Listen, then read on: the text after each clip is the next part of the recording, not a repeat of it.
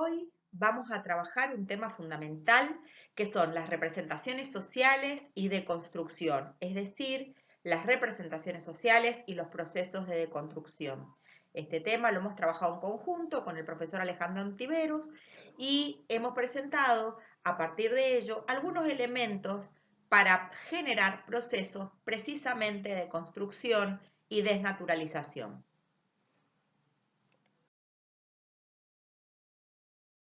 Volvamos al plan de estudios. Ustedes ya trabajaron del taller 1, que corresponde precisamente al primer año de la especialización, práctica educativa inclusiva en relación a personas con discapacidad. Profundizaron en elementos fundamentales de la temática como el DUA, como las tecnologías, las normativas, el concepto de inclusión que vamos a retomar, ¿sí? Y nos está quedando dentro de esas 58 horas precisamente la práctica educativa inclusiva que la estamos relacionando con precisamente la construcción del proyecto que ustedes están elaborando a partir de las clases que tuvieron con el profesor Alejandro Ontiveros. Con ese proyecto terminaríamos de evaluar el taller 1 y precisamente el seminario 1. Ya entrando en el segundo año, primer cuatrimestre, entramos en el seminario 2. El seminario 2 versa sobre la discapacidad, inclusión social, debilidades y fortalezas del sistema. Es un seminario de 24 horas. En este sentido, vamos a comenzar precisamente a trabajar uno de los elementos fundamentales que tiene que ver con los aspectos simbólicos que tiene que ver con la inclusión, que es las representaciones sociales, los procesos de deconstrucción y precisamente también con ello los procesos comunicativos.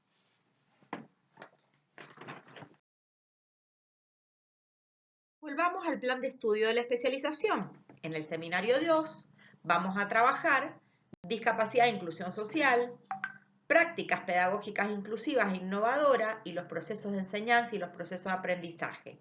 Específicamente en este segundo seminario vamos a reflexionar sobre prácticas concretas, vamos a profundizar sobre la educación inclusiva, pero teniendo en cuenta un elemento fundamental, como les planteé anteriormente, que es las representaciones sociales y los procesos de deconstrucción para así poder detectar y trabajar sobre las violencias en el contexto educativo y en este sentido adquiere una especial importancia o significación la educación emocional, que enriquece las capacidades de toda la comunidad educativa y también como el desarrollo integral de niñas, niños y adolescentes, específicamente con prácticas de innovación educativa.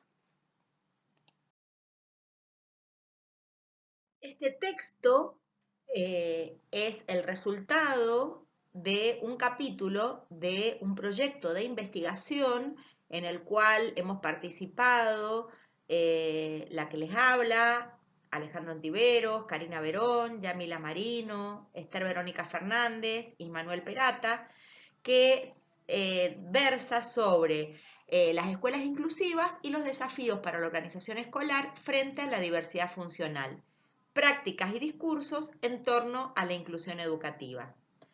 Este tema específicamente en el capítulo, justamente en el capítulo 3, trabaja representaciones sociales y la deconstrucción como elemento estructurante. Y es el texto que ustedes van a trabajar en este momento. Si vamos al final del texto, vamos a encontrar las actividades que serían las necesarias para precisamente la aprobación del trabajo. Y específicamente vamos a trabajar algunos elementos como la objetivación, el anclaje, representaciones sociales y tienen los links de 2 videos de YouTube. A partir de ello, precisamente al final van a tener la bibliografía consultada.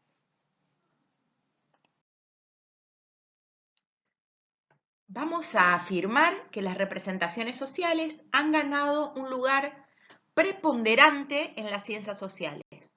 Obviamente, el trabajo social no queda fuera de esta mención específicamente, teniendo en cuenta que es parte de las disciplinas de las ciencias sociales, como veremos en una clase posterior. Esta teoría, la de las representaciones sociales, no solamente constituye un campo de intervención profesional, de comunicación, sino también un espacio muy importante para la realización de investigaciones. Permite también analizar cómo un determinado grupo social ve, interpreta y da sentido a sus propias vivencias, pero también a las vivencias colectivas. ¿Esto qué significa? Que las representaciones sociales son un instrumento importantísimo para hacer análisis de contexto, de discurso y de contenido para el trabajo social.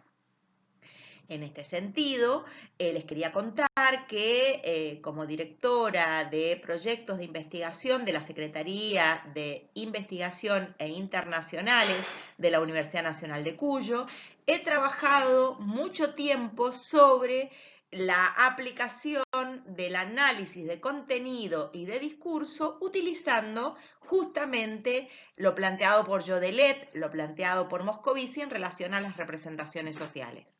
También podemos decir que las representaciones sociales son una forma de saber cotidiano y práctico. ¿Qué significa esto? No solamente el saber en sí, sino el hacer. ¿Cómo resuelvo los problemas concretos que tengo específicamente en mi vida cotidiana?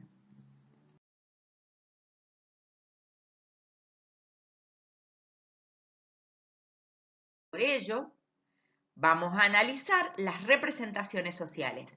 Ustedes van a ver a mi derecha que hay como una caricatura donde hay, si cuando dobla la cabeza hacia la derecha, hacia su derecha es celeste, cuando la da vuelta hacia la izquierda es rosa, significa cómo las representaciones sociales en relación a género ha influido incluso hasta la selección del color, es decir, se presupone que hay colores de niñas y colores de niños, ¿sí? Entonces, fíjense cómo en lo más cotidiano, que es una representación social concreta, influye hasta en los colores que vestimos a las niñas y a los niños.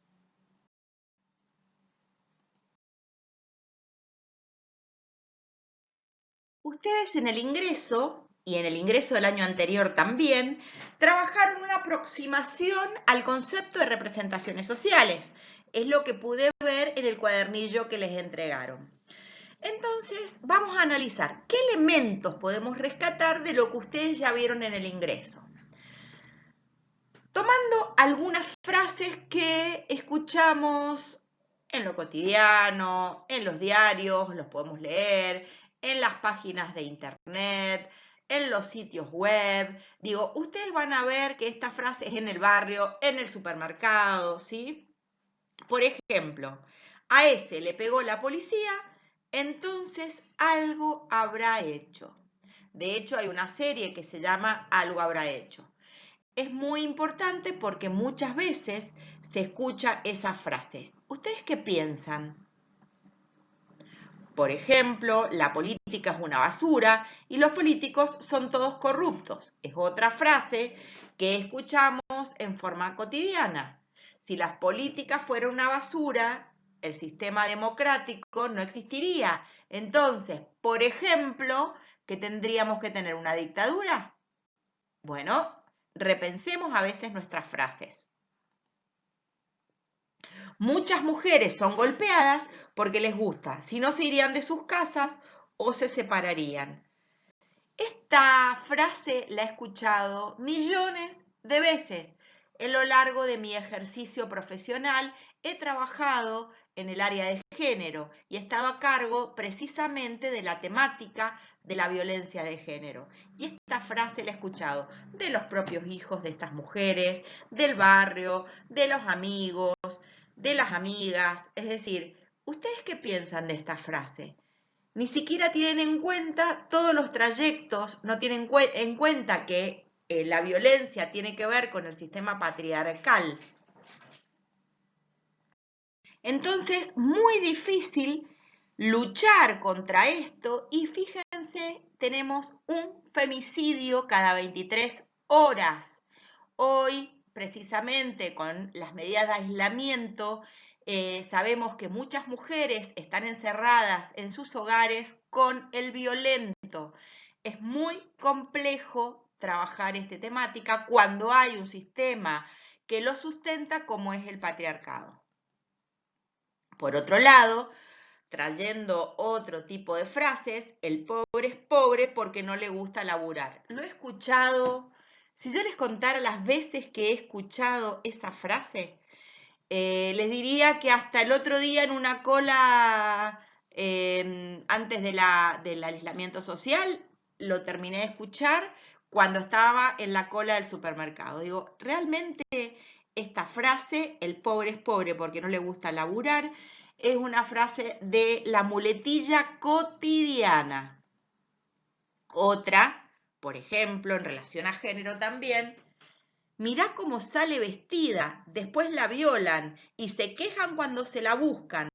Bueno, esa frase la he escuchado millones de veces, pero lo peor de todo es, por ejemplo, cuando el presidente chileno, cuando habla de la pandemia que es la violencia de género, dice que no solamente hay que educar a los varones, sino educar a las mujeres para que no provoquen.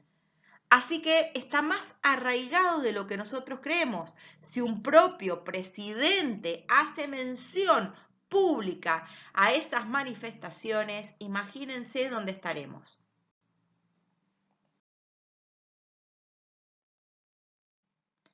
Pero para empezar a jugar un poco, ustedes van a ver que hay distintas maneras de opinión y van a depender también de las representaciones sociales, pero también la teoría, el análisis, el pensamiento crítico nos empiezan a sacar los velos de la cara para poder analizar la realidad desde otra perspectiva. Por ejemplo, fíjense esta imagen.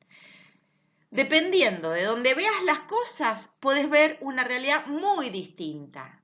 Por ejemplo, no es lo mismo cuando vos tuviste trabajo toda la vida, cuando tuviste las posibilidades de acceder a un estudio, etcétera, que si no lo tuviste. Fíjense, en este caso tenemos el de la izquierda, el hombrecito de la izquierda diciendo que hay 4, y si ustedes lo ven de este lado, van a ver que hay 4.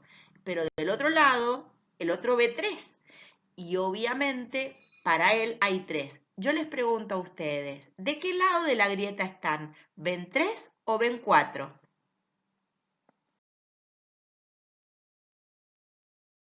Les traje otra imagen más controversial. ¿Ustedes qué ven acá? Piensen 3 segundos y miren qué ven. ¿Qué lograron ver? ¿La mujer joven o la mujer vieja? En sus trabajos prácticos que envíen, por favor, pongan qué lograron ver en esta imagen. Les cuento que están las dos. Si lo pueden ver, nos mandan un OK. Quiere decir que también tiene que ver con tus propias representaciones sociales, con tus propios mecanismos inconscientes, y esto es lo que nos proponen las representaciones sociales. Precisamente esta intersección de no dividirnos, la interseccionalidad, donde tiene en cuenta no solamente aspectos psicológicos, sino también aspectos del inconsciente colectivo o de lo social y las construcciones culturales. Esta y otras manifestaciones discursivas es a lo que le llamamos representaciones sociales.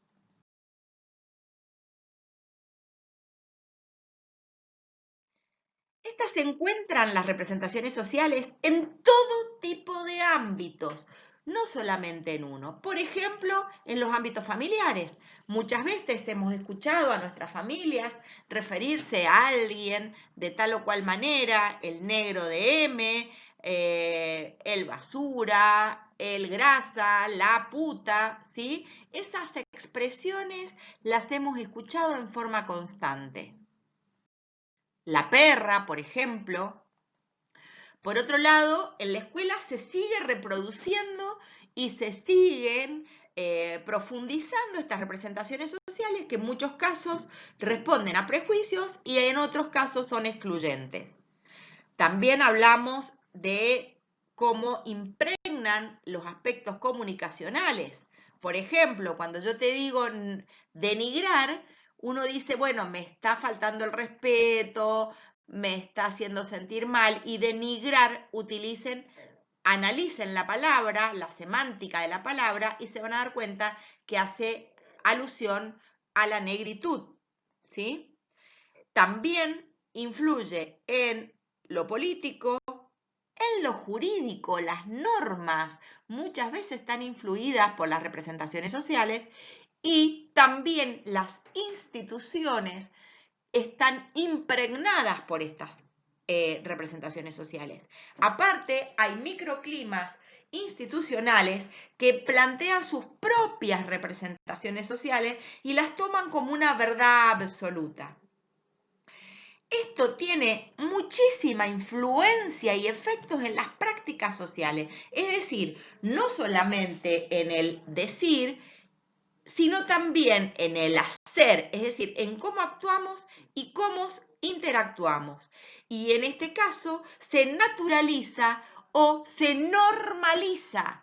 Por ejemplo, he escuchado a muchísimas personas que hablan de discapacitados.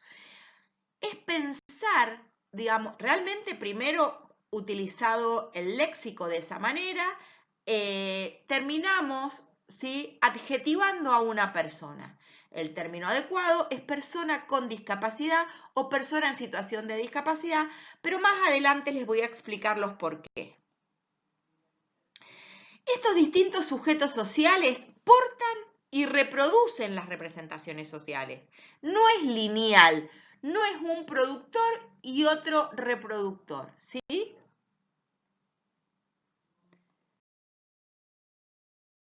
Podemos decir que las representaciones sociales son la versión actual de lo que durante mucho tiempo se llamó sentido común.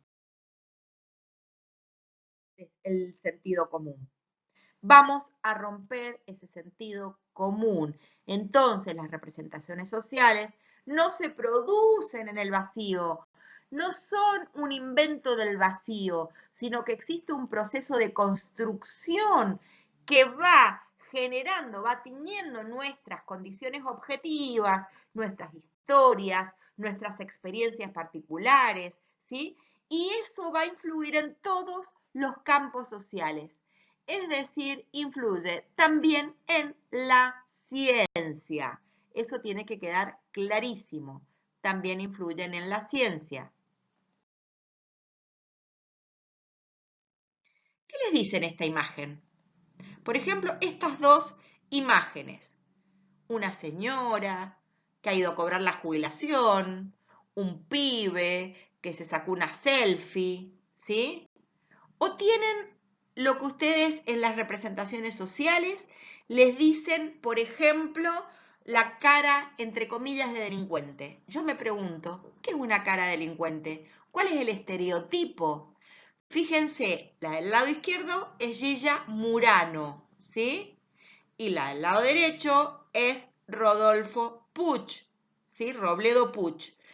Fíjense cómo estas imágenes no responden al estereotipo, entre comillas, de delincuente que se acuñó durante siglos y que terminó teniendo su obra maestra con Lombroso.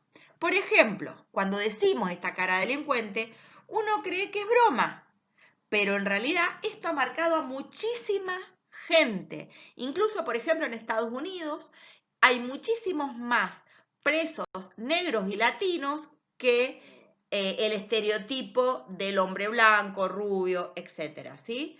Entonces, no solamente eso, cuando vamos por la calle y vemos un chico con determinados rasgos, con una capucha, nos cruzamos la calle, porque indudablemente tenemos miedo porque tiene que ver con el estereotipo del violento, con el estereotipo del delincuente, determinadas características. Pero fíjense, si vamos a la imagen anterior, no tiene nada que ver con eso.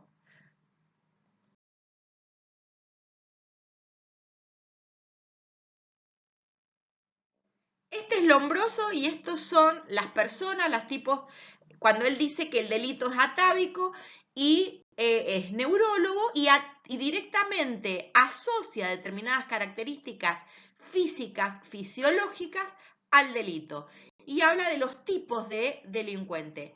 Él estudió todas las personas que estaban en las penitenciarías de Italia y él creyó haber estudiado al completo universo de, entre comillas, lo que él denominó delincuentes.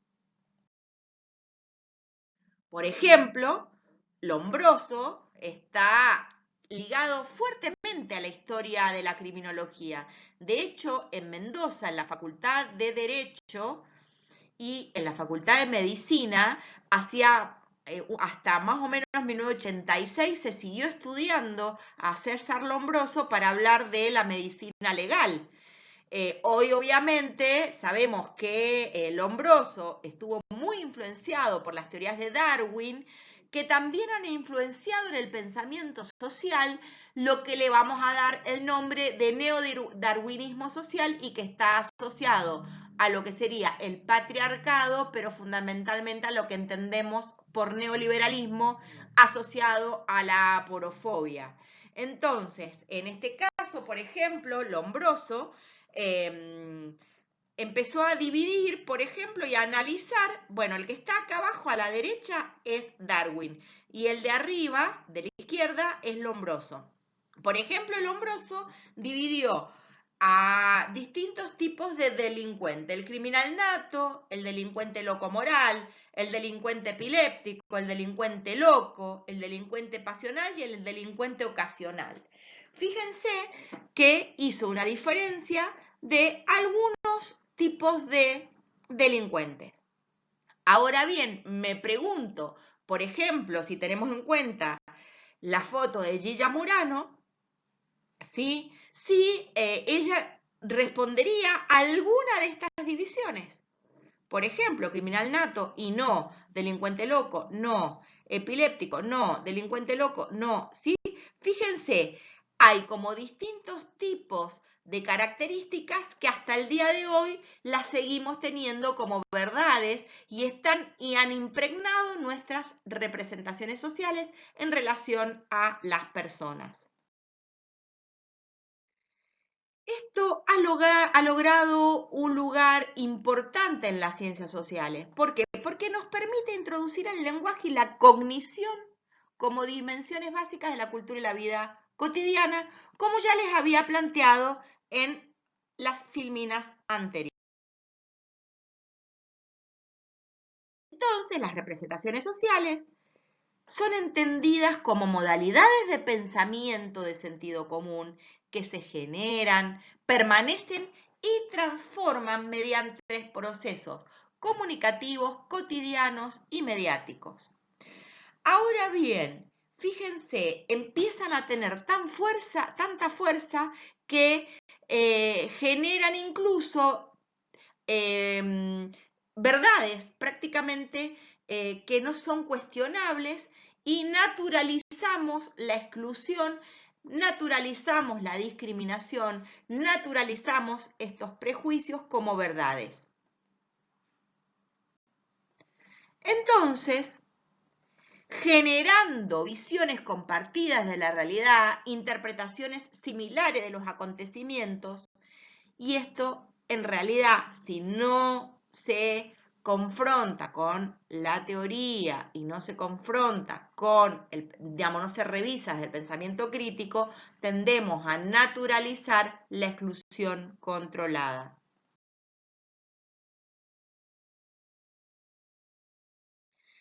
Las representaciones sociales se constituyen a partir de nuestras experiencias, ¿sí?, que son las informaciones, los conocimientos, nuestras vivencias, nuestros recorridos propios.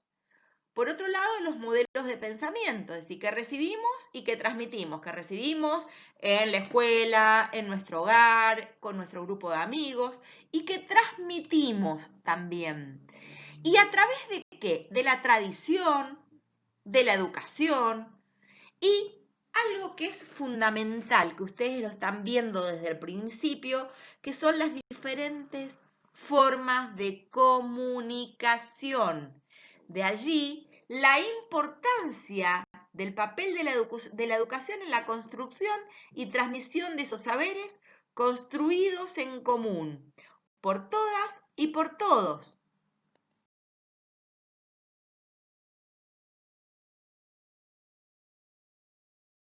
Para pensar este choque de culturas, este choque de dos mundos, les traigo a Galeano, que nació en 1940 y falleció en el 2015, que tiene una frase que me encantó.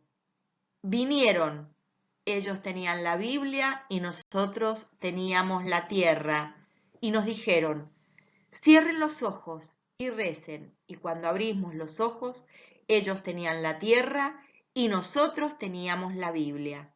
La verdad, si uno se pone a pensar, es muy complejo esta frase. Me encantaría que la pensaran, la analizaran, a ver qué piensan ustedes de ella. En ese modo de pensar entran en juego las representaciones sociales. Cada una de nosotras y de nosotros tenemos representaciones sociales sobre qué, sobre los objetos, sobre los roles, por ejemplo, que tiene que cumplir el papá, la mamá, el hermano, la abuela, lugares, sensaciones, emociones, situaciones. Por ejemplo, el rol que tiene que tener en la mamá en la casa, bueno, es una mala madre. En un momento, cuando trabajaba en salud, una compañera enfermera llega al médico con el guardapolvo todo arrugado y dice, qué mala mujer que tiene, mirá cómo manda el marido con el guardapolvo arrugado. En ese momento, les estoy hablando de hace algunos años, me llamó la atención, pero no tanto como me llamaría que lo dijeran hoy. Por ejemplo, eso significa que los procesos de construcción tienen que ver con un ejercicio del pensamiento crítico y que el pensamiento crítico jamás es lineal, que el pensamiento crítico en América Latina no solamente responde a poder ver lo subyacente y lo implícito, no solamente ver lo explícito, sino tenemos que tener en cuenta la perspectiva de los derechos humanos, la perspectiva decolonial, la perspectiva de género en el análisis de los discursos, pero también de nuestras propias prácticas. Es decir, es una representación del mundo la representación social. Fíjense qué importante, cómo son representaciones sobre los objetos. Si yo les digo a ustedes qué es un vagabundo, ¿alguien sabe? Y algunos van, por ejemplo, en este caso sobre un objeto, van a pensar que es, qué sé yo, un megabyte de computadora o un sistema de medición de megas, etc. Y en realidad busquen después qué es y se van a dar cuenta que es un animal. Cuando yo veo la foto del vagabyte, inmediatamente me voy a dar cuenta de qué estoy hablando cuando hablo de un vagabyte. Cuando hablamos de roles, ¿qué roles tiene un docente? ¿Qué rol tiene asignada la mamá, el papá en la casa? De hecho, en un libro de primer grado que tenía de mi mamá, en una de las clases decía, mi mamá me mima, mi mamá amasa, mi papá trabaja. Fíjense, la mamá amasaba, la mamá lo mimaba y el papá trabajaba, ¿sí? Fíjense que tiene que ver también con una reproducción que se da en todos los aspectos de la vida. Por eso hablamos de una representación del mundo, ¿sí? Que participa en el intercambio con otros, entonces genera encuentro de mundos. Entonces, ¿qué son las representaciones sociales? ¿Sí? ¿Qué son las representaciones sociales? Es una versión contemporánea al sentido común, una forma de conocimiento práctico. Conforman un sistema de interpretación que rige nuestra relación con el mundo y con otros y las comunicaciones sociales. Son construcciones cotidianas y de sentido común. Es decir, entonces, que las personas y grupos localizados en un espacio tenemos que tener en cuenta que las representaciones sociales son subjetivas. ¿Por qué? Y porque permiten una concepción de las personas como actores sociales. Por otro lado, intersubjetivas, porque se van a referir a situaciones, contribuyen al establecimiento de las representaciones que son elaboradas, negociadas o establecidas en común en la comunicación verbal directa, que se refieren tanto, en el caso de transsubjetivas, se refieren tanto a los individuos, a las personas, como a los contextos de interacción y los sistemas de construcción discursiva e intersubjetiva. ¿Qué significa todo esto que les dije? Que se tiene que tener en cuenta, no solamente las personas, ¿sí? Como sociales actores sociales activos, las situaciones, ¿sí? Que contribuyen justamente a estas representaciones sociales, porque son elaboradas y establecidas en la comunicación verbal. Si yo te digo, no te juntes con él porque es un mal hombre, o no te juntes con esa chica porque es una chica de la calle, una chica que es una chica fácil, ¿sí? Ya estoy poniéndole una carga valorativa al discurso. Y cuando hablamos de lo transubjetivo, hablamos también de este contexto de interacción, de los sistemas de construcción y que tiene que ver también con lo cultural. ¿Cómo surgen las representaciones sociales? Bueno, cuando tenemos información dispersa sobre una determinada situación y cuando focalizamos es información. Específicamente, trasciende al marco cultural, a las estructuras sociales más amplias. Por ejemplo, podemos ver las estructuras del poder y las estructuras de subordinación.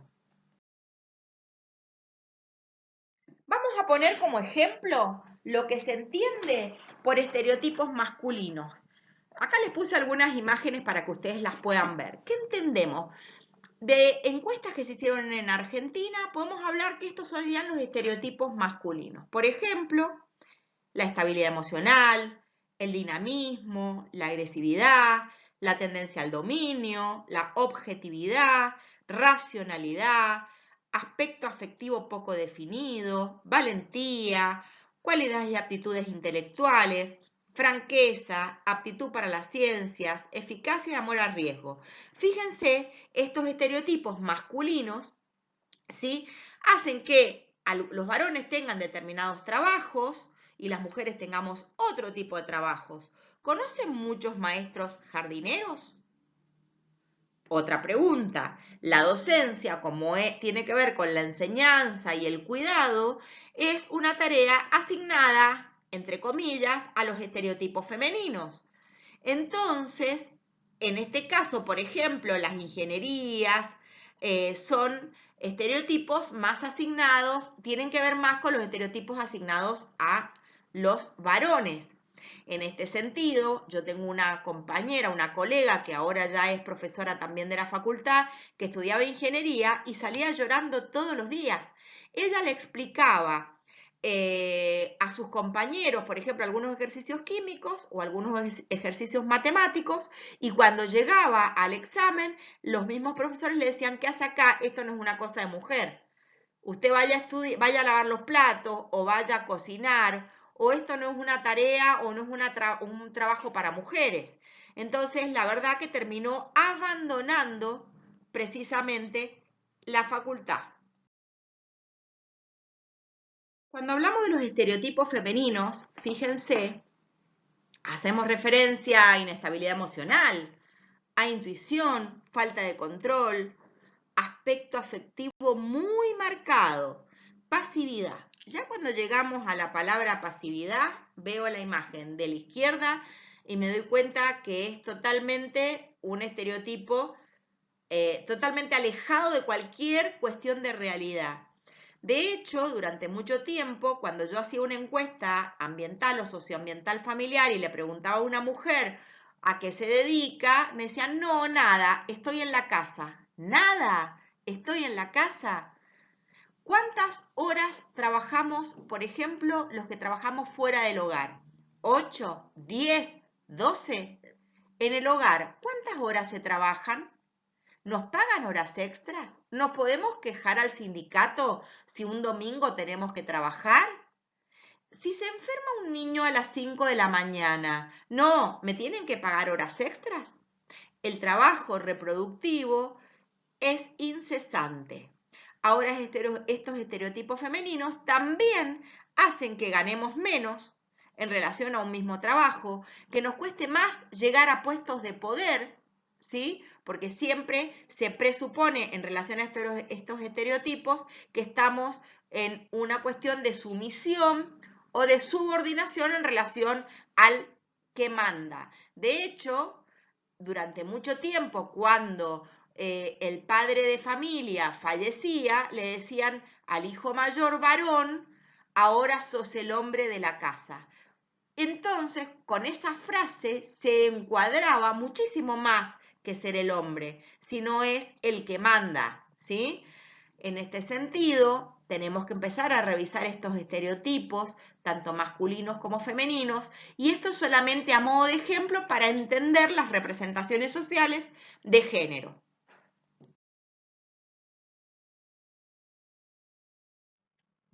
¿Vieron que estuvimos hablando de Moscovici y Jodelet?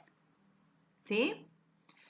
Estos son los dos autores que trabajaron el tema de las representaciones sociales. Moscovici lo trabajó más en relación a la educación y Denise Jodelet lo trabajó más en relación a la salud. Ambos tienen una pequeña o una primera aproximación a lo que serían las representaciones sociales. Igual Moscovici dice que no hay un término o un concepto totalmente acabado de lo que son las representaciones sociales. Moscovici hace específicamente alusión a que es una modalidad particular del conocimiento, cuya función es la elaboración de los comportamientos y la comunicación entre los sujetos y las sujetas. Es decir, la imagen que la persona revalora para sí de los otros, pero también de sí mismo. ¿Sí?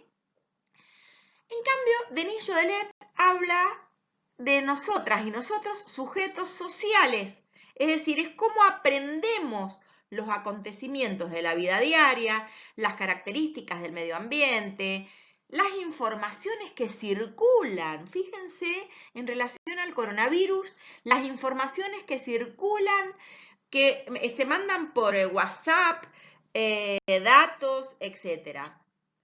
Y también es la manera de analizar las personas de nuestro entorno próximo, pero también de nuestro entorno lejano. Entonces podemos decir que estos estereotipos que influyen en las representaciones sociales y viceversa tienen las siguientes características. Es decir, estos estereotipos han permeado nuestras representaciones sociales y tienen estas características que son compartidos por mucha gente, no son individuales solamente. Si algo es solamente mío, deja de ser una representación social.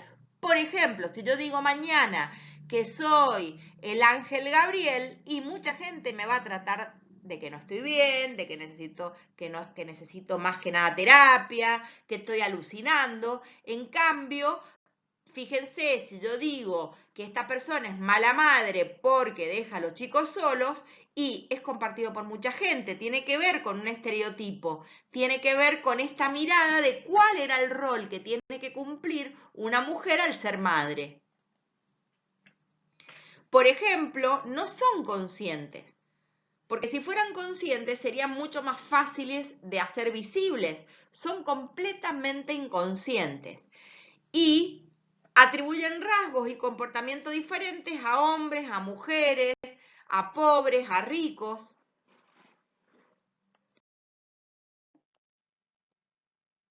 Entonces, podemos decir que las representaciones sociales son constructos cognitivos compartidos en la interacción social cotidiana que proveen a las personas de un entendimiento de sentido común. ¿Esto qué significa? Tiene que ver con una forma especial de adquirir y comunicar el conocimiento, pero también no solamente el conocimiento, sino también los saberes. Una forma que crea realidades y sentido común. Es decir, también esta manera, cuando ya lo vamos relacionando con los saberes y con los constructos cognitivos compartidos, podemos hacer relación a los marcos interpretativos, algunos autores le llaman paradigmas, otros matrices de pensamiento. Nosotros le vamos a llamar marcos interpretativos, que va a ser una clase que daremos más adelante. Entonces, llegamos a cómo se forman las representaciones sociales. Y vamos a tener en cuenta la objetivación. Y es muy importante, ¿por qué? Porque es cómo se concretiza lo abstracto, es decir, cómo se hace palpable eso que parece abstracto. Y podemos decir, según Moscovici, y en esto coincide Jodelet, que hay tres grandes fases: la construcción selectiva, el esquema estructurante y la naturalización. Esta última, la naturalización, hemos venido trabajándola a lo largo de toda la clase, ¿sí? Cuando hablamos de la construcción selectiva, es cómo seleccionamos elementos de la realidad en función a ciertos criterios culturales, ¿sí? Por ejemplo, cuál es nuestra representación en relación a género, en relación a discapacidad, en relación a las personas en situación de pobreza. El esquema estructurante se organiza internamente. ¿Para qué? Para conformar una imagen del objeto presentado y para poder ser de fácil expresión. Entonces, por ejemplo, utilizamos frases, por ejemplo, madre, o para poder transmitirlo verbalmente en la expresión verbal y no verbal de manera bien sencilla y que pueda circular. Cuando hablamos de la naturalización, es la transformación de un concepto, de una imagen, que pierde carácter simbólico y se convierte en realidad autónoma. Ya deja de tener un carácter simbólico para naturalizar, por ejemplo, en muchos casos, la exclusión. El considerar que una persona con discapacidad no tiene que estar en una escuela común, sino que tiene que ir a una escuela especial para, entre comillas, la enfermedad que tiene esa persona, cuando sabemos que la discapacidad no es una enfermedad, pero se naturaliza y a partir de esa naturalización se generan medidas que terminan siendo en muchos casos excluyentes, discriminativas y en muchos casos discriminan a grandes sectores de la población. ¡Oh, sí! Entonces nos preguntamos cuáles son las funciones de las representaciones sociales. En este caso hemos tomado a Sandoval en su libro de 1997 que habla específicamente de las funciones de las representaciones sociales. Por un lado dice que es la comprensión, que es la función que posibilita pensar el mundo y sus relaciones, es decir, que las representaciones sociales tienen la función de la comprensión del mundo y sus relaciones.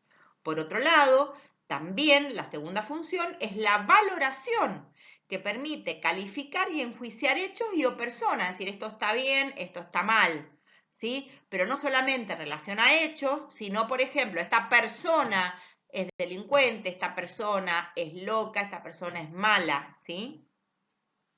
La comunicación es muy importante porque a partir de la comunicación las personas interactúan mediante la creación y recreación de las representaciones sociales, ¿sí? Y por último, como muy importante, la actuación, que esta función está condicionada específicamente por las representaciones sociales, porque depende de qué representaciones sociales tengo en relación a determinados temas, cuál va a ser mi manera de actuar en la resolución de esos problemas. Teniendo en cuenta lo anterior, específicamente en relación a lo discursivo, a la actuación que tiene que ver con estas representaciones sociales, llegamos a un punto fundamental que es la objetivación y el anclaje. Elementos que son claves para poder comprender y entender las representaciones sociales, pero también por qué calan hondo precisamente en las culturas de los pueblos.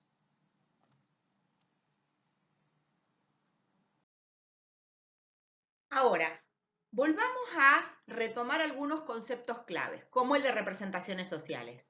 Vamos a decir entonces que son construcciones sociales y como construcciones sociales son generadas para transformar lo desconocido en algo familiar, en algo asequible, es decir, su elaboración supone la difusión de conocimientos que permanecen en la memoria colectiva. ¿Y esto qué significará?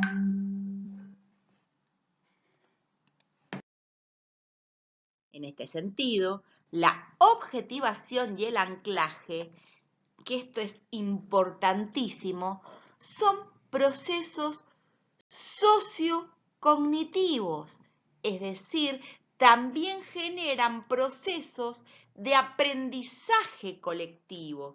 Por eso hablamos de procesos sociocognitivos que participan tanto en el origen y formación de las representaciones sociales y son determinantes en su contenido, pero también en su estructura.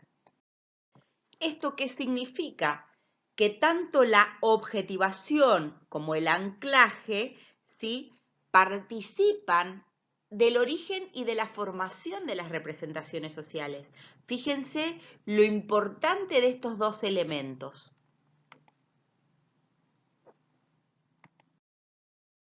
Entonces, vamos a trabajar sobre la objetivación en este caso, que es el paso de lo abstracto a lo concreto. Entonces, ¿qué es la objetivación? Es el paso de lo abstracto a lo concreto. Ahora, ¿cómo se da esto?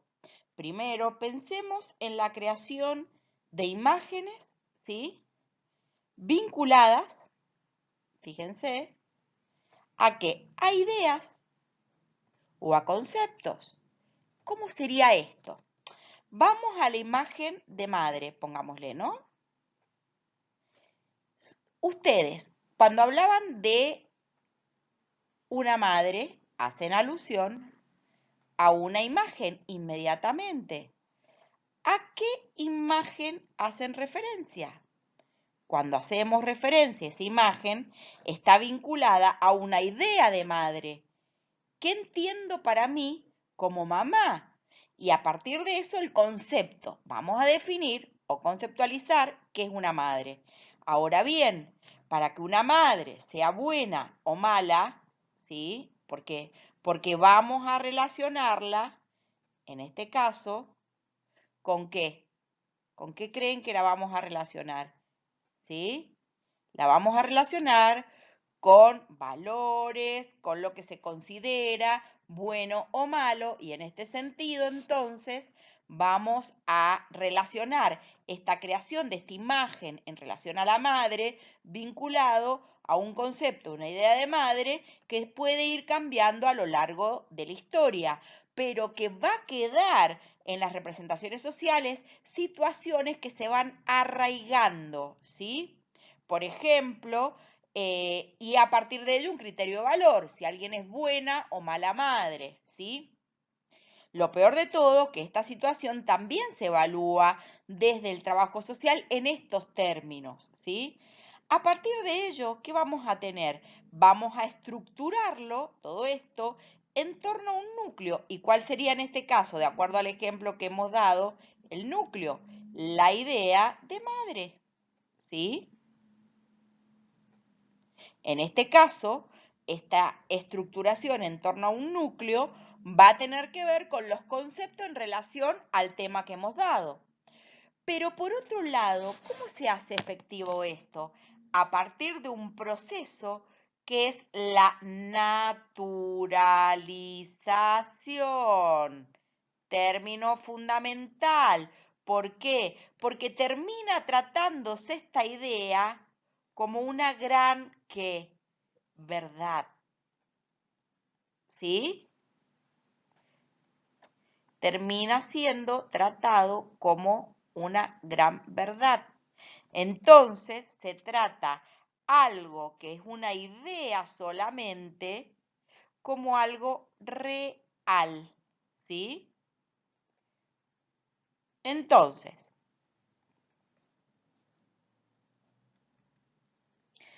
¿cómo se pasa de lo abstracto a lo concreto?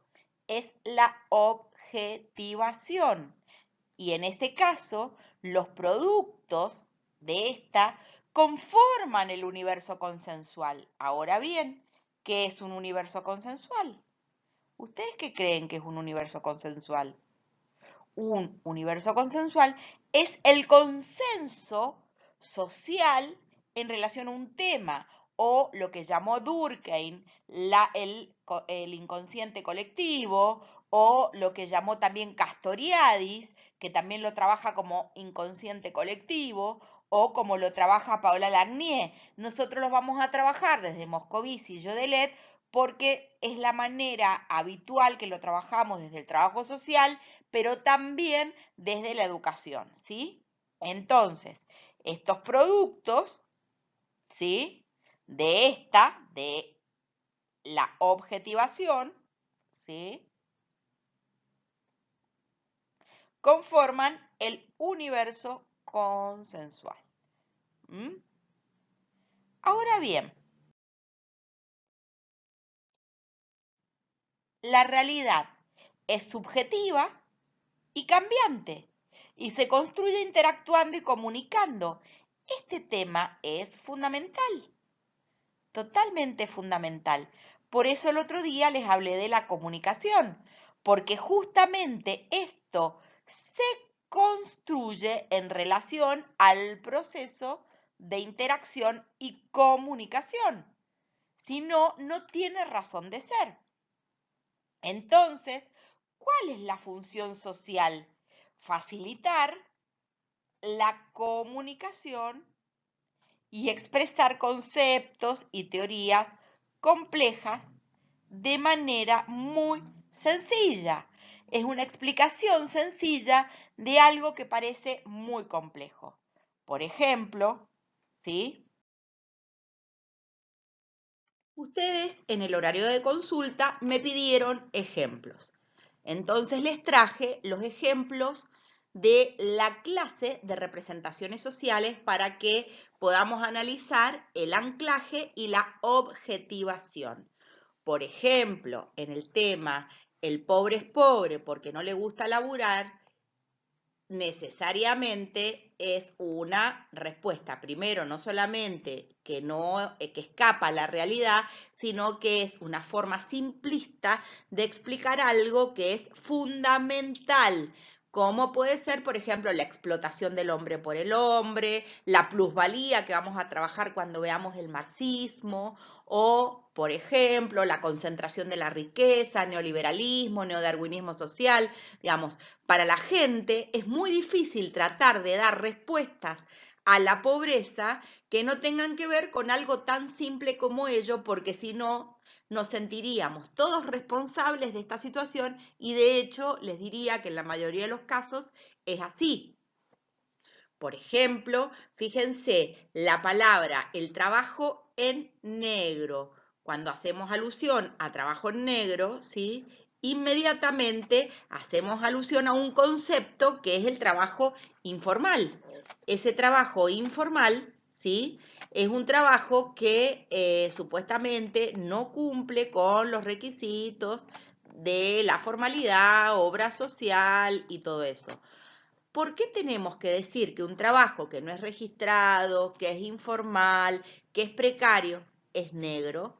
¿Se dan cuenta la relación de un concepto que hace alusión directamente a un concepto netamente racista?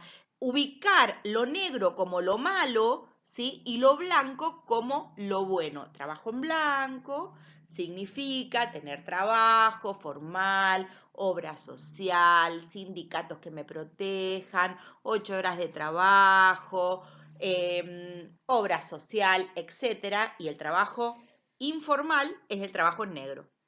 Es malo, es precario, no me pagan horas extras, no me pagan vacaciones. ¿Se dan cuenta? Por otro lado, por ejemplo, les traigo un tema que es fundamental. Cuando, por ejemplo, el otro día un expresidente decía que el populismo era peor que el coronavirus. ¿A qué le llaman populismos? A los tipos de estado de bienestar, a los estados sociales que plantean que el Estado tiene que ser un Estado fuerte. ¿Y qué es un Estado fuerte? ¿Sí? Un Estado fuerte es precisamente un Estado que interviene en beneficio de la ampliación de derechos. Obviamente, por ejemplo, si seguimos con el ejemplo del coronavirus, ¿sí? Los países que no tienen salud pública y que solamente tienen salud privada, tienen muchísimos más problemas que nosotros, que un tema esencial como fue, por ejemplo, la temática de la salud, es esencial en nuestra incluso idiosincrasia. Ahora bien, si ustedes se ponen a pensar, el gobierno anterior cerró el Ministerio de Salud de la Nación y fíjense que es la primera vez desde la dictadura, ni siquiera la dictadura se animó a sacar un Ministerio de Salud. Pero bueno, tiene que ver con toda una concepción de entender al populismo como el gasto, los sueldos de los funcionarios, cuando en realidad es la intervención del Estado en los procesos económicos que hace que se generen mayores niveles de justicia social.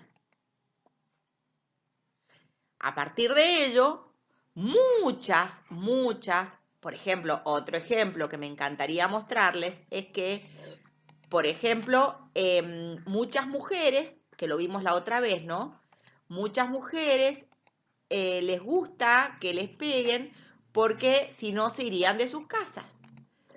Es una explicación tan simple a un flagelo, una pandemia peor que el coronavirus, porque tenemos una muerte en Argentina cada 23 horas. Una muerte cada 23 horas. Entonces, fíjense la explicación como un tema netamente individual, como un tema de responsabilidad de la mujer. Entonces, algo que es netamente una asociación al concepto, a la idea de mujer que viene de antaño y que sigue estando arraigada con un elemento que es fundamental, que es el patriarcado, ¿sí? Entonces, si vamos a analizar este tema, vamos a ver entre otros tantos ejemplos, cómo pueden ser, ¿se acuerdan cuando vimos los mitos y los estereotipos?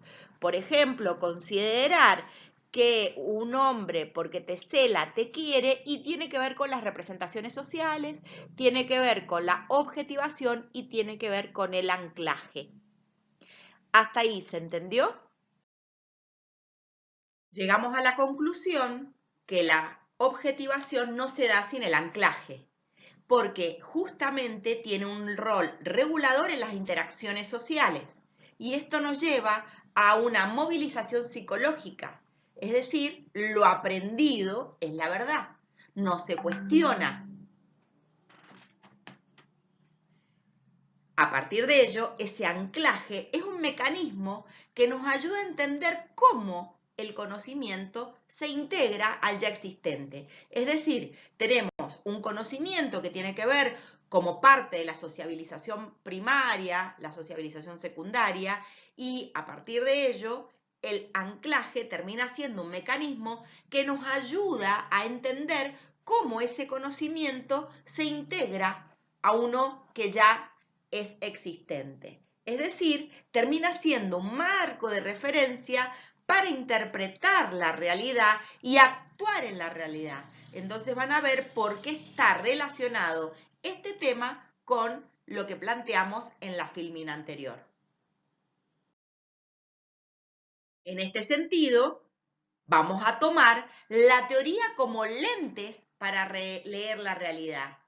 Siempre la teoría es un lente para leer la realidad. Si no, la entenderíamos desde preconceptos, prejuicios, estereotipos, incluso desde lo que sería el sentido común, y a partir de ello es que tenemos que repensar desde los marcos teóricos, desde los marcos interpretativos, paradigmas y modelos, cómo entendemos la realidad para a partir de ello generar procesos para desnaturalizar, deconstruir y poder poner en vilo estos criterios que nos han marcado durante toda la vida en relación a la normalidad, que es lo que fuimos trabajando con el profesor Alejandro Ontiveros.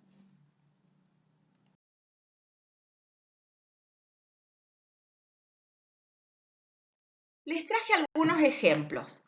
¿Qué piensan del extractivismo? ¿Saben lo que es la porofobia? ¿Pueden dilucidar el machismo y el patriarcado oculto en todas nuestras relaciones? ¿Cómo miramos a las personas con discapacidad? ¿Sabemos lo que es el viejismo? ¿Lo vivimos? ¿Lo sentimos? ¿Lo ejercemos? ¿Cómo se piensa el consumo problemático de drogas? Cuando hablamos de drogas, ¿pensamos solamente en la marihuana, en la cocaína o también en el Valium, el Rivotril, el alcohol? Esta diapositiva específicamente está para poder analizar, empezar a revisar nuestras propias representaciones sociales en este proceso que hemos dado en llamar de construcción. Entonces, me pregunto, ¿estos procesos de construcción tienen que tener algo? ¿Cómo se pueden dar? La deconstrucción, entonces, podemos decir que es un tipo de pensamiento crítico, que en América Latina tiene que ser decolonial, porque tenemos que poder visualizar los procesos de colonización de nuestros pueblos. Cuando hablamos de la campaña al desierto de Roca, creemos que se hizo patria y en realidad se hizo un genocidio sobre los pueblos originarios y la sociedad rural, la misma sociedad rural con los mismos apellidos que tenemos hoy en la actualidad, se quedaron con toda la pampa húmeda, ¿sí? Entonces, este es un tipo de pensamiento que critica, que analiza y revisa fuertemente las palabras y sus conceptos, pero no solamente sus conceptos, sino sus significados, y plantea la revisión de esas representaciones sociales. Por otro lado, este discurso deconstructivista que pone en evidencia la incapacidad de establecer un pensamiento único, incluso cuestiona lo que se consideró verdad por muchas generaciones. Es decir, es fundamentalmente un pensamiento que cuestiona. Cuando hablamos del pensamiento crítico, hablamos de cuestionamiento. Por eso cuando ustedes van a ver el programa de su materia, su currícula, no hablamos de educación, no hablamos de salud, hablamos de problemática educativa, de problemática de la seguridad social, de problemática de la salud. ¿Por qué? Porque planteamos en términos de problematizar para el trabajo social y establecer este cuestionamiento al pensamiento único, hegemónico, específicamente pensándolo como algunas alternativas a este pensamiento hegemónico desde una perspectiva contrahegemónica, para poder analizar y revisar fuertemente la discriminación y la exclusión. Entonces, podemos decir que la deconstrucción rompe todos los esquemas y sistemas que tenemos sobre determinadas definiciones, conceptos que nos han enseñado tanto en la escuela, en nuestra vida, con nuestros amigos, en la familia específicamente, a lo largo de nuestra vida, del transcurso de nuestras vidas. En este sentido, la deconstrucción es una exploración y comprensión a la vez de crear nuevos significados, pero también una nueva narrativa. ¿Esto qué significa? Fíjense el debate actual con respecto a si tenemos que decir todos, por ejemplo, todos juntos, o decir todas y todos, juntas y juntos, o decir todes, juntes. Es decir, fíjense que se ha generado incluso un debate de una gran fuerza, donde incluso hasta se le pide permiso a la Real Academia Española si se puede o no decir de determinadas maneras.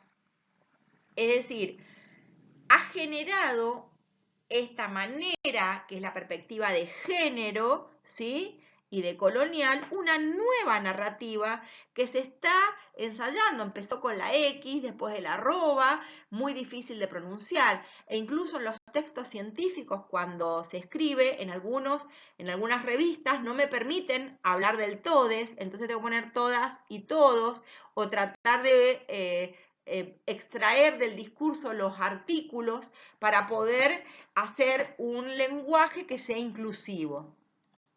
Conversando con los implicados en los problemas y específicamente ir cambiando esto preconcebido, estas suposiciones y presupuesto. Entonces, la deconstrucción, y esto es re importante, más que un saber, más que su saber, miramos la interpretación que se hace a medida que se desenvuelve una determinada narrativa, un discurso, un contenido, ¿sí? Entonces, Víctor Mamani Gareca habla de la deconstrucción como un proceso de destruir, desestructurar, desedimentar lo construido a través de la conversación, la narración, el discurso, pero también los informes. Es decir, distinguir una operación necesaria para precisar el problema fundamental. Es decir, deconstruir hace problematizar la realidad y no dar respuestas netamente lineales que no tengan en cuenta los contextos, la cultura e incluso los propios sentimientos. Entonces, nos preguntamos, ¿quiénes son las o los sujetos involucrados o involucradas? ¿Cómo cada uno recrea realidades diferentes? ¿Cómo cada uno o una plasma la experiencia de los demás? ¿Cómo escribo en un informe lo que le pasa a una persona o a un grupo familiar? ¿Cómo encadeno las narraciones o cómo encadenan las y los sujetos con los que trabajamos las narraciones para así poder organizar los hechos, poder describirlos, pero fundamentalmente poder comprenderlos para poder informarlos y operar realmente como mediadores entre las personas, los sujetos, sus necesidades, las instituciones en las que trabajamos y la efectivización de los derechos?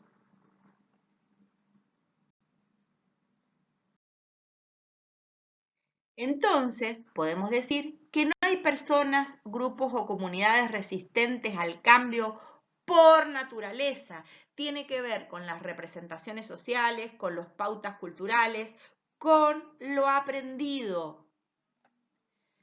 Las condiciones estructurales que les afecta, que en muchos casos tienen siglos de antigüedad, que lo determinan. Por ejemplo, el patriarcado, la mujer que sirve, y en este caso, ¿qué es lo que genera? Generan actitudes, la apatía, el silencio, la indiferencia, el conformismo. Es decir, esas son las actitudes que aparecen como resistencia. El que no me sorprenda nada, la apatía es muy importante. el quedarme callado ante las injusticias, la indiferencia hacia lo que le pasa a las y a los ciudadanos, a las personas, el conformismo. ¿Y esto qué significa? Que eso tiende a fijar o a estabilizar una distancia óptima entre lo viejo vivido, como lo de siempre, y lo nuevo vivido, como inseguro. ¿No han escuchado decir que siempre hubo pobres durante todos los siglos y siempre los habrá? Yo les quiero contar que hay países que no tienen índices de pobreza. Entonces, es una manera de no sentirme tan mal ante lo que viven, las situaciones que viven miles y miles de personas, millones diría de personas. Entonces, en la imagen donde sale mi caricatura, ¿sí? No veo, no hablo, no escucho, no opino, silencio, indiferencia, apatía, conformismo. Entonces hablamos de procesos de naturalización. Un elemento fundamental que ustedes ya vinieron trabajando cuando vieron las clases de precisamente la elaboración de la planificación estratégica, un elemento fundamental es la comunicación. La comunicación tiene que ver con esta multirrelación, si hablamos de la multidireccionalidad de la comunicación, donde yo no puedo no comunicarme, como dice Waslavi, y donde la modificación al momento de la comunicación es multidireccional. En este sentido, si nos referimos a la comunicación interna, vamos a hablar que la comunicación es un medio. ¿Para qué un medio? Para la transformación, para la modificación y en este caso un medio para los procesos educativos. Es decir, que un docente o una docente, su instrumento de trabajo es precisamente los procesos comunicativos. Sin comunicación no hay posibilidad de educación. Por otro lado, la comunicación vincula. ¿Por qué? Porque logro conocer al otro, a la otra, y el otro o la otra logra conocerme, pero no solamente en relación al ser, sino también a los saberes y a los haceres. Otro elemento fundamental de la comunicación interna es que es una estrategia, una herramienta estratégica de gestión. ¿Y por qué es una herramienta estratégica? Porque, por ejemplo, si nosotros tenemos la planificación de un proyecto, que es lo que ustedes están elaborando en este momento, si yo lo quiero comunicar y necesito que haya participación de todos los sectores o que de todos los sectores puedan ser parte de este proyecto, un elemento fundamental es la comunicación como herramienta estratégica de gestión. A su vez, hay diferentes modos o formas. La comunicación no es solamente el hablar. La no verbalización también es una manera de comunicación. Es decir, ustedes saben que está lo gestual, el lenguaje gestual, el metalenguaje, el oral, el escrito, la icónica, es decir, hay diferentes formas o modos para generar comunicación. Incluso, fíjense, una imagen también es comunicación. Es decir, uno no puede no comunicarse. Y eso lo tenemos que tener completamente claro, hasta cuando hacemos un gesto. Cuando, por ejemplo, nosotros le decimos, hay estudiantes, qué lindos que se han venido hoy, y mi cara dice lo contrario, indudablemente al estudiante también le genera un efecto, por decirlo de alguna manera, o le genera una condición, o le genera también incluso dolor. La comunicación es un proceso básico, propio de las personas. Y como proceso básico, tenemos que tener en claro lo que comunicamos y cómo lo comunicamos. Por otro lado, como ejemplo, les puedo decir que se hizo una experimentación en su momento, cuando estaba haciendo el doctorado, donde teníamos que preparar una clase. Esa clase la teníamos que planificar, hacer la secuencia didáctica, cómo lo íbamos a hacer, con qué instrumentos, cuáles eran los objetivos, qué esperábamos de esa clase. Después a partir de eso venían observadores a la clase donde nosotros supuestamente poníamos en práctica lo que ya habíamos planificado. Y a partir de ello se generaba un tercer elemento cuando se dejaba pasar 3 o 4 días, incluso una semana, y nos hacían la entrevista de qué había pasado en la clase. La verdad que parecían 3 clases diferentes. Una la que planificamos, otra la que dimos o la que se generó en el aula y una tercera la que contamos. Entonces, si no tenemos en claro los procesos de comunicación, podemos creer que hacemos cosas que realmente no hacemos. Y eso sí es un elemento fundamental, porque cuando nos vemos en la actitud de la clase, la verdad que uno puede modificar determinadas cuestiones y más cuando tenés pensamiento crítico. Cuando tu propio ECRO, que es el esquema conceptual referencial que tenemos todas y todos, absolutamente todas y todos, es modificado, pero cuando ese esquema conceptual referencial no tiene o no tiene registro de la autocrítica y es muy complejo pensar en que algo no lo estoy haciendo bien o que puedo modificar alguna clase o que puedo hacerlo de tal manera. Y en este sentido, como dice Einstein, si quiero llegar a un lugar, ¿por qué? Si no puedo llegar, hago las mismas cosas. Si yo cambio a veces los modos, puedo llegar a donde yo quería llegar. Digo, parece un juego de palabras, pero es muy importante empezar a revisar a partir de nuestro propio ECRO y poder repensar nuestras propias actitudes, pero también a partir del desarrollo del pensamiento crítico, que es muy importante, empezar a cuestionar qué estamos haciendo en el aula, por qué lo hacemos así y si lo podríamos hacer o no de otra manera. Y en este sentido, un elemento central es la empatía.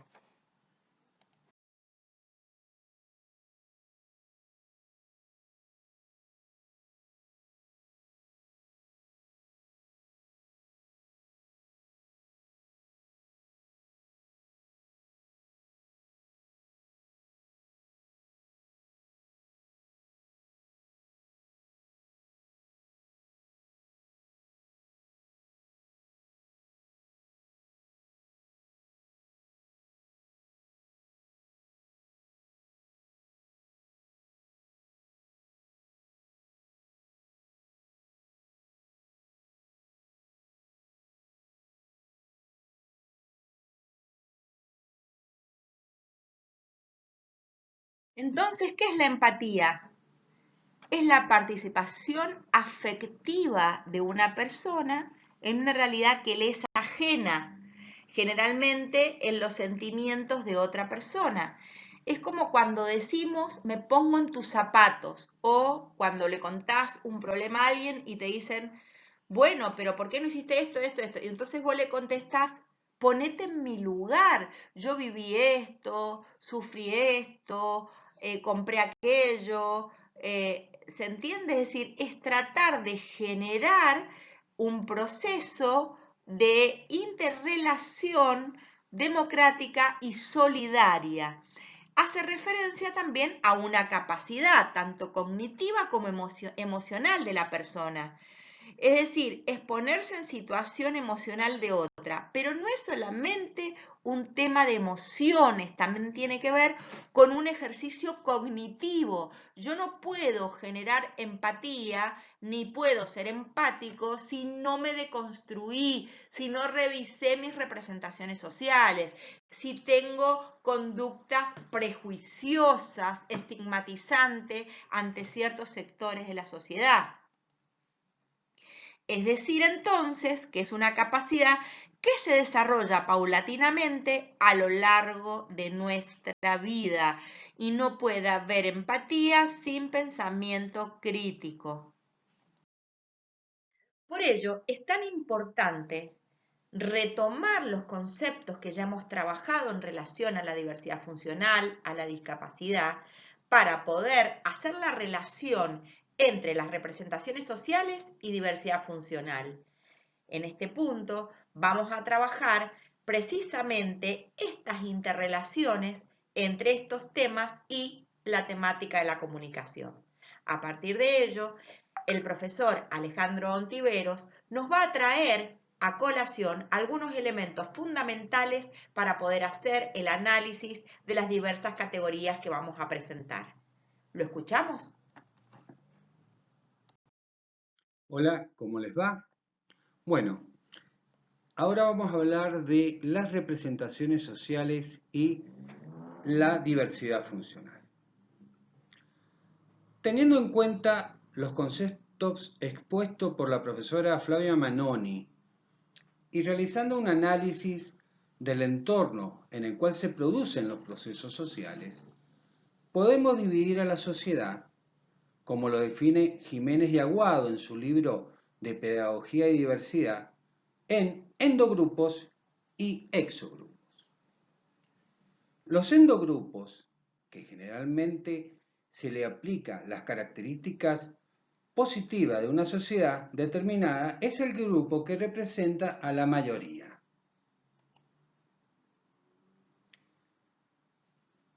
Por otro lado, se encuentran los exogrupos, que representan las características negativas de los grupos minoritarios, es decir, son el conjunto de grupos que de un punto de vista sistémico no se adaptan a los requisitos que tiene la mayoría de una sociedad. Si estos conceptos los proyectamos en la sociedad desde una mirada de la salud, podemos dividirla en personas sanas que representan la normalidad y personas enfermas que la denominamos como anormalidad. Con lo cual podemos inferir que el rótulo de discapacitado surge de un proceso de estereotipación de una población donde se utiliza un adjetivo para minimizar el déficit, para sustantivizarlo. De ahí que utilicemos palabras como ciego, sordo o retraso mental al hablar de la persona con discapacidad.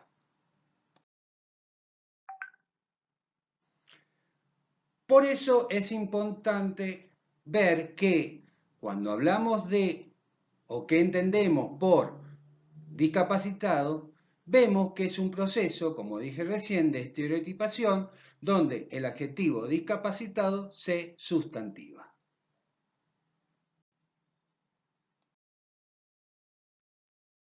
Es importante ahora aclarar la diferencia entre estereotipo y representaciones sociales. El estereotipo es un conjunto de atributos específicos asignados a un grupo, siendo su característica principal la rigidez y lo estático. Mientras que las representaciones sociales, por lo contrario, se caracteriza por su dinamismo, ya que la base de toda representación social está en el contexto social en el cual se desenvuelve.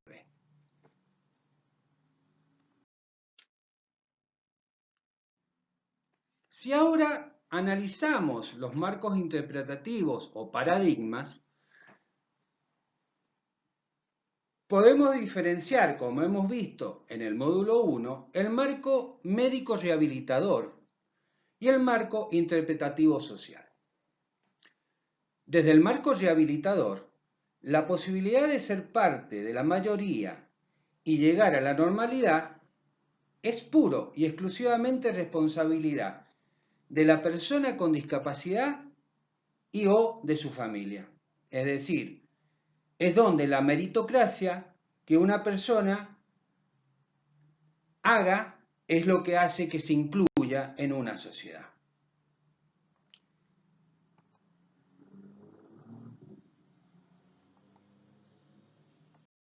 En cambio, desde la perspectiva social, la discapacidad es un problema social, donde la responsabilidad de que la persona con discapacidad sea incluida en la sociedad es una tarea colectiva de la sociedad para modificar el contexto y los procesos sociales en la cual se desenvuelve cualquier grupo minoritario. En este caso, las personas con discapacidad.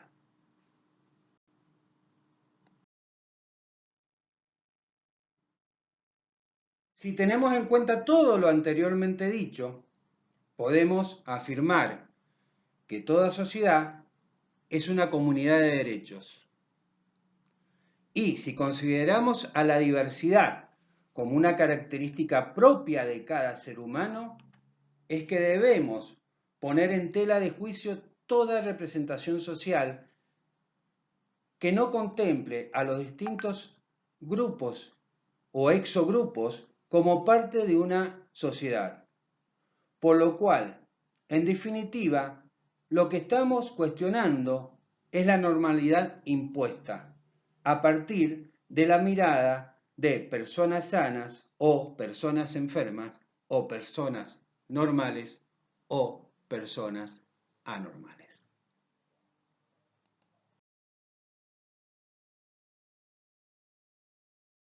Para finalizar, tomamos una frase de Eduardo Galeano que dice: al fin y al cabo somos lo que hacemos para cambiar lo que somos.